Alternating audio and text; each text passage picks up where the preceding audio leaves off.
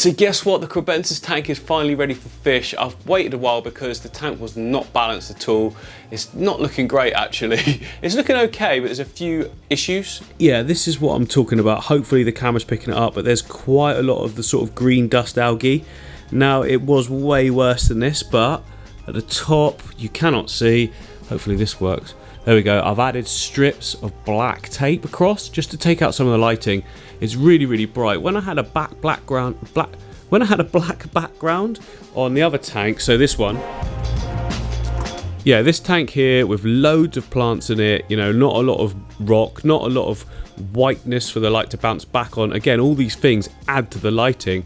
So this one works out perfectly, but the other one was just too much light. I actually need to trim this all back, obviously, as well. There we go. So that's somewhat refreshed now, and we're not even talking about this tank. Sorry, I got distracted. Yeah, so the lighting's caused this sort of dust algae bloom. It's quite easy to get off though. It's not some sort of algae that's really tightly ground on. So if you just get a toothbrush in there, we can scrub it off by hand. It can take a while, but it's worth the effort.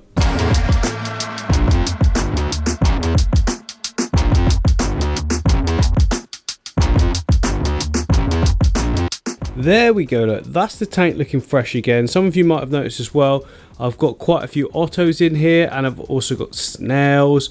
I've got shrimp as well, Amano shrimp, which I can't find anywhere now. It's always the way, isn't it? It's because I just did a big water change. When you do, oh look, there's one. So yeah, I've got some really decent sized ones in here as well, so hopefully they're going to get to work as well. But you know, even if you've got, this is a good example actually, even if you've got a really good cleanup crew, which I've got in here, it's really good, a good amount. If your lighting is too bright, even they won't make a dent in it, and that's what you're seeing here. Now I've sorted out the lighting and cut down the amount that's coming in with the tape. We should be able to stay on top of it, and actually that's quite a good little level there. It looks really naturalistic, doesn't it? The only part I don't like is you see this Rotala Walichi at the back here. It's got lots of dust algae collecting on that. Nowhere else, apart from the rocks, which is weird. And I'll tell you one more weird thing. See that piece of hair grass in the middle? Dying off. Everything else around it, looking great. I mean, how weird is that? Why? What is wrong with that? I'm just going to leave it and see what happens, because look, there's some good shoots at the bottom. But yeah, it's just a weird one. I don't know why. It's all from the same plant as well. Hello. So yeah, that's the tank all set, ready to go. What do you say we go and get some fish now? So here are the Kribensis, not focusing. Matt, how long have these been in the store now? A fair few weeks now, probably a good, 2 months they've been settled. Well, they've had enough time to spawn once in the aquarium there. So they're spawning? Yeah, we had them spawn a couple of weeks ago. So yeah, they're looking really good. So they are proper. Whoa, look at the colours on her. Sorry to interrupt. She is looking amazing. Wow, that's nuts. Yeah, see, I think they're getting ready to spawn behind the rock again. They spend a lot of time behind there. So we've been sat here chatting for a bit and they've been out and whoa, yeah, definitely. And now they keep hiding, but that's cool. Right, yeah, brilliant. So can we bag those up and get them back to their new home, please? Yeah, sounds like a plan. And is there anything special you need to do when you've got a breeding pair like this? I mean, I've got lots of rock work and hiding places. Is there anything else? Not majorly. The thing is, you want to keep their attention away from each other. So you want a few what they call dither fish. Oh, okay. We'll definitely get some of them. Yeah, so that will just keep their attentions away from fighting each other and hopefully, keep them a little bit calmer because they'll be able to chase something. You always want to have a quick dither fish because it's, well, you want it to outrun the Kribensis, really. What would you recommend? Anything larger tetras, Danios are always a good one because they're fast as anything. But yeah, they've been in with these larger emerald eye rasboras now for a good couple of months, and yeah, they've been really good just because they're a little bit chunkier and a little bit faster. But anything that's just good enough to hold their own against them. Okay, we'll have a look around. We've got loads to choose from, so I'm not sure yet. I'll keep that as a surprise for the video. Click subscribe.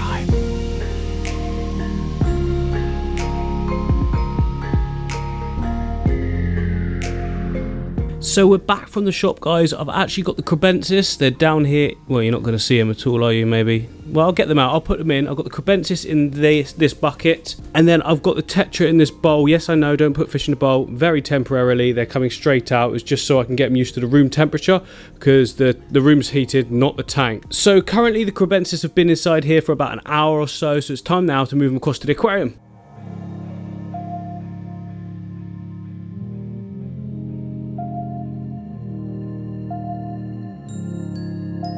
Okay, so I think they might be a little bit freaked out at the moment. There's obviously a lot going on currently.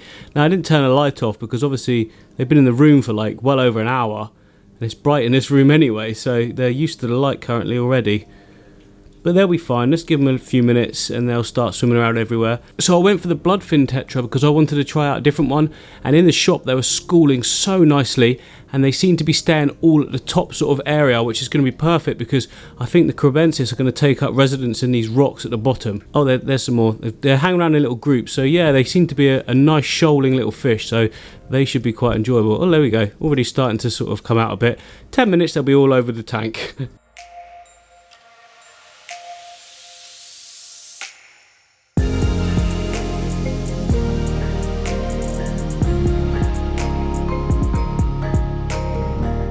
Okay, so the first thing they've done is gone around that corner there and hidden, but that's okay. That's exactly what I put it all in there like this for. You know, I want them to go and hide and feel comfortable and create their own little house. Am I being ridiculous there? House, you know what I mean. Little territory. So yeah, the bloodfins are already starting to move around a lot more, except for those guys. They'll come out their shell. Right, let's leave this for a few minutes and we'll come back to it later and just see how everyone's getting on, because I'm pretty sure the whole scene will be completely different. Oh, saw a little bit of the crib then. There we go, you can just about see him in the corner there. I think that'll be the male, right next to that Rotala HR. Anyway, let's leave him to it for a bit. So in case you guys are wondering how the Apistogramma's getting on, they are getting on great, guys. Look, this is the male. He's just sat there waiting. Why is that? Because up here is the little gap where I feed them in between all of this floating plant Salvinia. He's just waiting there to be fed, so let's do that. Right, I'll take a little pinch. Tap, tap, tap, so he knows. There you go, fella. Eat. Eat your food. Can you not see it? I put it a little bit behind him, so I think he's struggling to see it. It's right there. Stop looking at me. Your food, fella. Maybe he doesn't want food. Maybe he's just like, get out of my face. But yeah, the tank's doing really, really well now. I've started reducing the water changes. I don't need to do them every day anymore because the tank's been set up for over a week. I'll start doing them every other day, and then next week will be sort of every third, and then after that it's just a case of sort of letting it do its thing. But then I will do more water changes on this tank than most others. For example, this tank next to it, the platy tank, is full of plants, so therefore, you know, it requires less maintenance. But a black aquascape tends to start with. My other neon tetra one, I don't do water changes for like a month because it's so well established, and it's got a canister filter, to be fair. But this has got hang on the back filter, lots of floating plants, so you know, eventually probably every 2 to 3 weeks I'll probably do a water change on this, and even then it'll only be about 20 to 30%. This guy's really munching away now. That's brilliant. Yeah, the two of them, they're always over in this corner. They seem to have set up a little sort of home in this corner, which is cool because I can actually see down into it, whereas that one back there is kind of restricted. So I'm really glad, I'm really lucky they've done that. Gorgeous, gorgeous fish. These are what have you got in your mouth? That's a stick. Why are you eating a stick? I just put food in for you. Are you kidding me? Please take the stick out of your mouth. Don't make me come in there. The Amanos are still doing well as well, look, doing their jobs. Otto Synclis, look, on the wood there. I tell you what he'll be grazing on. So all this sort of wood like this gets a weird white sort of molmy, fungusy thing on it. Well, the Otto Synclis go absolutely nuts for it. And if you'll notice, I've not got any on this wood at all. And it's brand new wood in the system. So, oh, there we go. He spat that stick out now, have you? Yeah, there he is, look, no stick. Just eat the food, please. That's a leaf. Oh no, there's some food behind it. Alright, I'll let you off. I'll let you off. And you know what? I've been enjoying the species-specific tanks like I've been doing so much that guess what else I got at the fish shop? Dun, dun, dun, dun, dun, dun, dun. Gold ram pair out of focus. There we go. A gold ram pair. So they're just in here temporarily. It's just a little cube, but I've got them in. They're in on their own. There's plenty of room for them, but I'm going to do a bigger tank, a full setup.